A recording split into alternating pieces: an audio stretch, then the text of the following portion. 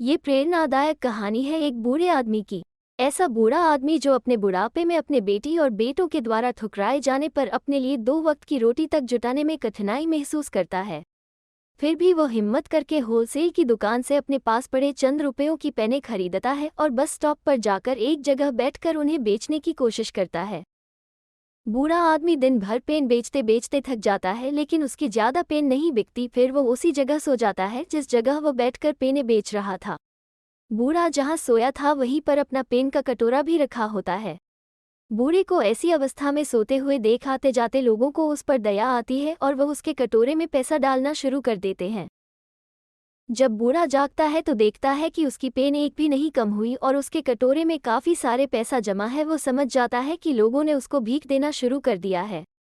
अब बूढ़ा हर दिन उसी जगह पर आता है, थोड़ी देर बैठता है और वहां लेट जाता है, और इस तरह से उसे हर दिन ढेर सारे पैसे भीख के तौर पर मिलने लगते हैं। कई दिन बीतने के बाद जब बूढ़ा उसी जगह अपने उसी कटोरे में पेन रखकर बिना कुछ बोले बैठा होता है, तब एक यंग बिजनेसमैन उसको देखकर उसके कटोरे में 50 रुपये डालता है और अपने बस में बैठ जाता है। कुछ सेकंड बाद उस बिजनेसमैन को क्या सूझता है पता नहीं कि वो बस से नीचे उतरता है, उस बूढ़ी के पास आता है, उस कटोरे से कुछ पेन उठाता है और उसे कहता है कि इस पेन की कुछ कीमत है और मैं आपको कीमत देकर यह पेन ले रहा हूँ। आखिर आप भी एक बिजनेसमैन हैं और मैं भी। इतना कहकर वो फिर से अपने बस में बैठ जाता है और बस वहां से चली जाती है। उस यंग बिजनेसमैन की बातें जैसे बूढ़े के दिल में उतर जाती है। उसकी बातें दिन रात अब उस बूढ़े की दिमाग में घूमती रहती है।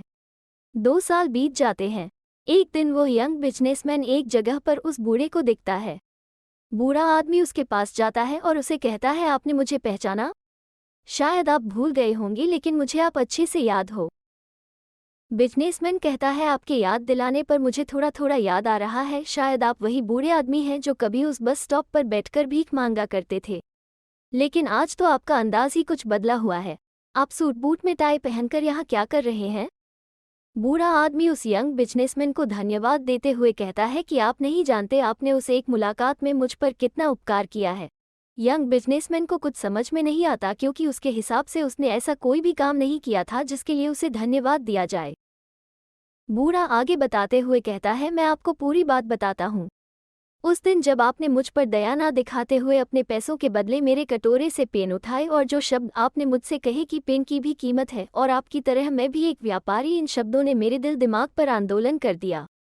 उस दिन से मैं सोचने लगा कि मैं ये क्या कर रहा हूँ। मैंने जिंदगी भर कड़ी मेहनत करके अपना और अपने परिवार का पेट पाला था, तो फिर मैं इस उम्र में कैसे हार मान सकता हूँ। मैं उस दिन तुरंत उठा, मैंने घूम घूम कर सारी पेन बेच दी और अगले दिन से मैंने पेन के साथ कॉपी और बुक्स भी बेचना शुरू कर दी।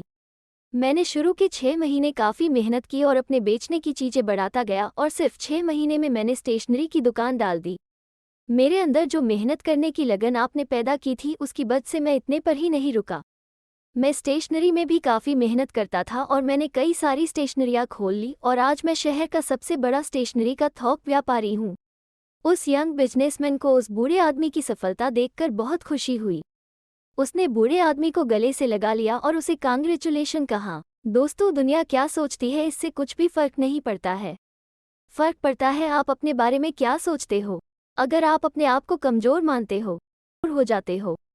अगर आप अपने आप को ताकतवर और सक्षम मानते हो तो आपको सक्षम होने से, सफल होने से दुनिया की कोई भी ताकत नहीं रोक पाती है।